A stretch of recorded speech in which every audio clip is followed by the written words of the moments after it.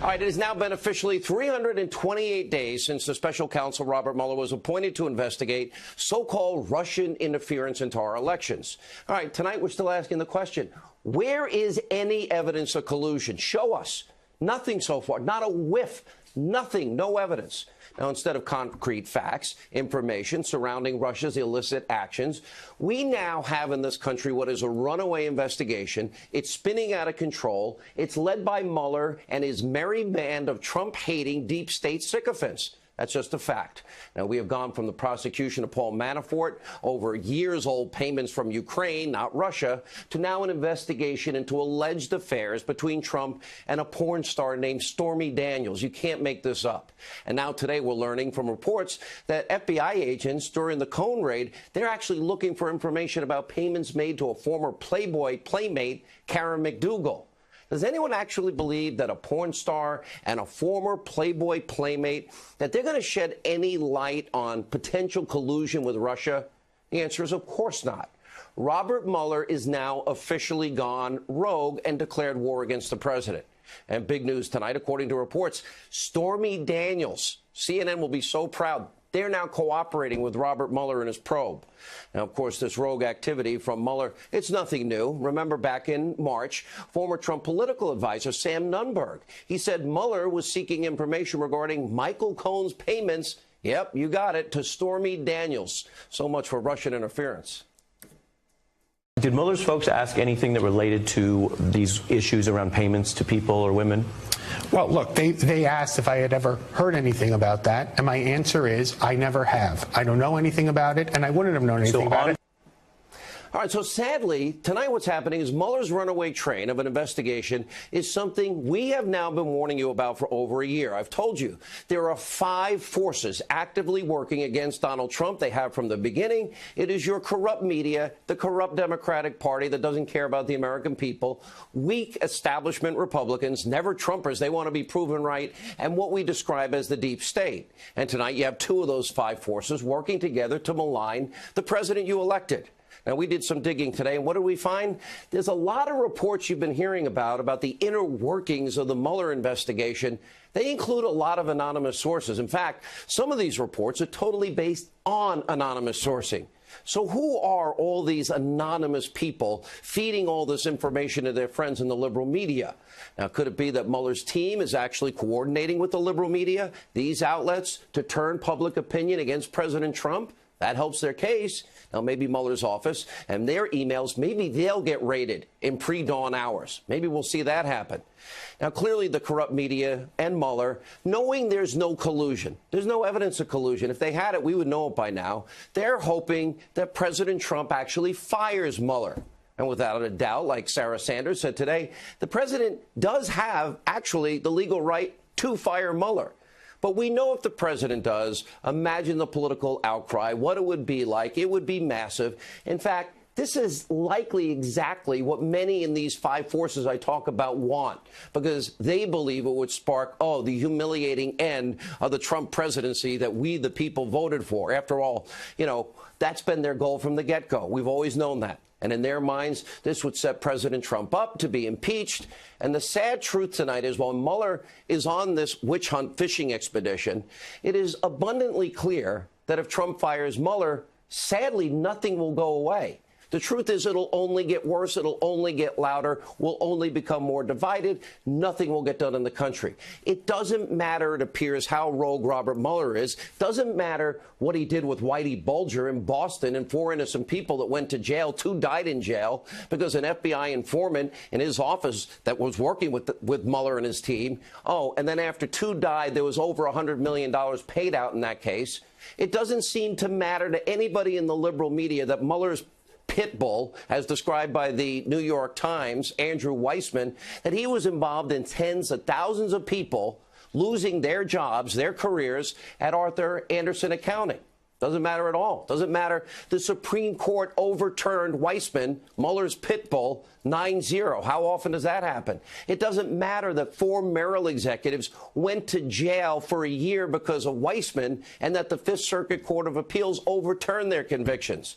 And it doesn't seem to matter that courts have excoriated Mueller's pitbull Weissman for withholding exculpatory evidence. And it doesn't matter that Mueller's team almost exclusively donated money to Obama, to Hillary, and to the DNC. After all, why would Robert Mueller hire a guy like Andrew Weissman with that atrocious track record? Why was he ever appointed?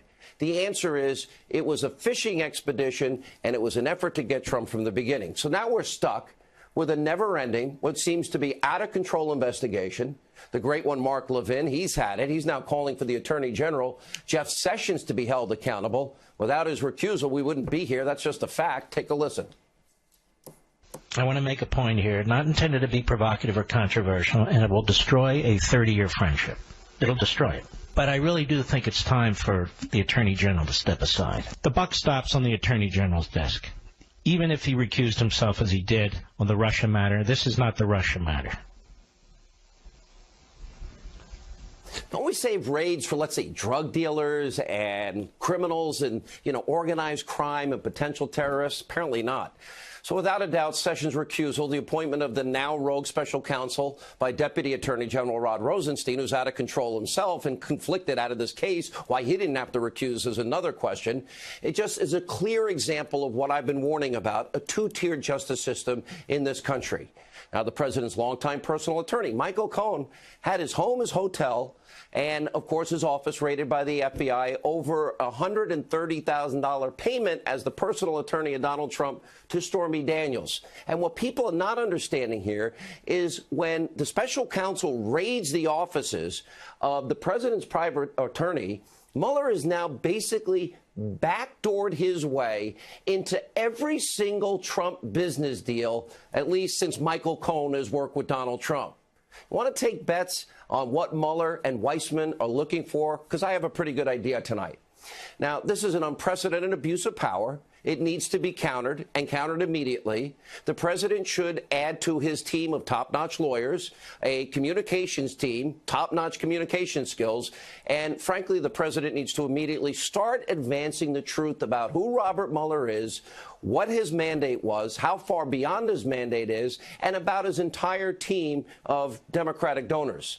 And frankly, any negotiations that were going on with the president talking to Robert Mueller, that should probably likely end if it hasn't already. And the president and his legal team should be preparing to take this all the way to the United States Supreme Court. That's where we are tonight.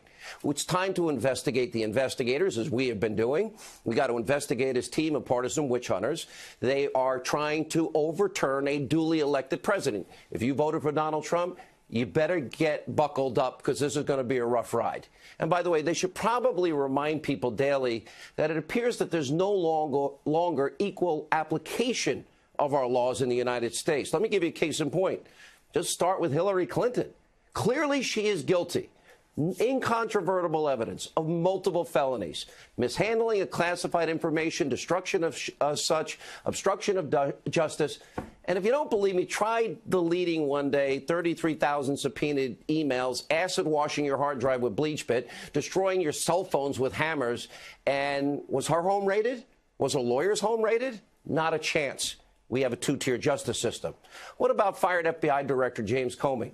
What about Bruce and Nellie Orr? What about anti-Trump lovebirds Strzok and Page? What about lying Susan Rice? What about Christopher Steele, the foreign national that Fusion GPS hired and funneled the money Hillary did through the law firm, and the foreign national got Russian lies to influence the American people in an election? What about who lied to the FISA court judges?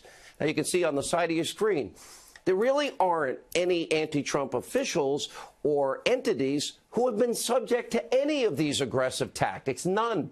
And we know Hillary Clinton did commit felonies. Now, how can the American people have faith in their justice system tonight? And according to a report from the New York Times, well, Mueller's investigating President Trump. Apparently did a 20-minute speech on Skype in the Ukraine for $150,000 from a Ukrainian national. Okay, good money if you can make it. Well, guess what? Well, there's no New York Times report that that same Ukrainian national gave the Clintons $13 million. No outrage, no coverage from the New York Times. And talk about hypocrisy. Well, you won't believe this. Today, the FBI, they actually notified Judicial Watch, Tom Fitton is on the show a lot, that it's going to take 3 long years to turn over requested communications between anti-Trump FBI agents Strzok and Page. 3 years? Can you say two-tier justice system? Now, a notorious high-ranking Soviet official, he once said, "Show me the man, I'll find you the crime." It sounds familiar to Mueller's never-ending investigation way beyond his mandate. This concept is wholly un-American, and it's very dangerous to our system of justice. It's dangerous to the Constitution if you believe in the rule of law. So tonight I'm saying, okay, game on. If somebody hits you, it's time to fight back, and it needs to come to an end. All right, we have to turn our attention to the media tonight. And as you can imagine, the Destroy Trump media, they are salivating. They're so hopeful that their lying narrative will be covered up now by Stormy Daniels, now with the news regarding Michael Cohen. One particularly unhinged so-called journalist, her name is April Ryan, and literally has taken Trump hatred to a whole new level. Listen to what she asked Sarah Sanders earlier today at the White House briefing. You won't believe it. With all of this turmoil, particularly this last week, has the president at any time thought about stepping down before or now? No, and I think that's an absolutely ridiculous question. It's not ridiculous. I gave you two questions, ridiculous. April. We're moving on. Jordan, go ahead. It's not ridiculous. Really, April? Is that what the White House briefing? That's a real appropriate time to sort of push your inner political fantasies here? Now, I'm sure you're making probably your boss, fake news head, Jeff Zucker, really proud of you and your job today. Now, we're going to bring you more outrageous examples of the media's hysteria later in the show. But first, we are tonight monitoring this situation that's going on and ongoing in Syria as the president now is expected to respond with force to the recent gas attacks that we know took place there. We've seen the images. Now, make no mistake, President Trump is a man of his word. And is the United States supposed to stand by and watch Assad using chemical weapons on men, women, and children? Should that go unanswered? Now, sadly, the same could not be said for President Obama when he was on the world stage. Remember, he drew a line in the sand. You might have forgotten because he did nothing. We have communicated in no uncertain terms with every player in the region that that's a red line for us, and that there would be enormous consequences if we start seeing movement on the chemical weapons front or the use of chemical weapons. That would change my calculations significantly. And after Assad crossed that red line and continued to gas his own people, remember when the Obama administration, they struck a deal. John Kerry told us 100% of those chemical weapons were going to be removed from Syria. And then they declared diplomatic victory. You might remember. We were able to find a solution that actually removed the chemical weapons that were known from Syria in a way that the use of force would never have accomplished. Russia has been constructive in helping to remove 100% of the declared chemical weapons from Syria. In fact, that was an agreement we made months ago, and it never faltered, even during these moments of conflict. People may criticize us for not having launched missiles against Assad after chemical weapons had been used, but keep in mind why we didn't. We didn't because they got rid of the chemical weapons.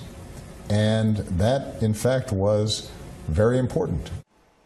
Wishful thinking or willful ignorance. Either way, even former Secretary of State under Bill Clinton, Madeleine Albright, was calling out Obama's Middle East failure. Take a look. Donald Trump says this is Barack Obama's fault because the first time this happened, Barack Obama did not use military action against Assad's regime. Do you think he's right about that? No, I don't. I mean, I do wish Barack Obama did put down a red line, and I personally wish that we had followed through on that. Can America stand by as innocent men, women, and children are being gassed? What should happen? Now, of course, I'm not talking about in any way an invasion of any kind, but Assad, those weapons have to be removed. When America's promises are empty and its leaders are weak and ineffective like Obama, we see what happens. Chaos, death, destruction, and the world becomes less safe. We do have some good news tonight that you probably won't hear about in the mainstream media. Yeah, Donald Trump strikes again after weeks of tough talks and predictions that China's never going to negotiate on trade. Yeah, the president of China has now announced his country plans to significantly lower certain tariffs on automobiles, which is good for American workers, and that they'd be working towards preserving intellectual property rights of Americans, which is another good thing. Two key concessions that the Trump administration was seeking. Good news for American business, good news for our auto industry. And earlier today, the president reached out to the president of China on Twitter. He wrote, quote, "Very thankful for the president of China's kind words on tariffs and automobile barriers. Also also his enlightenment on intellectual property and technology transfers. We will make great progress together. And also tonight, the Facebook CEO, Mark Zuckerberg, he was grilled on Capitol Hill today. He faced 44 senators, 2 different committees. We'll have more on that later in the show.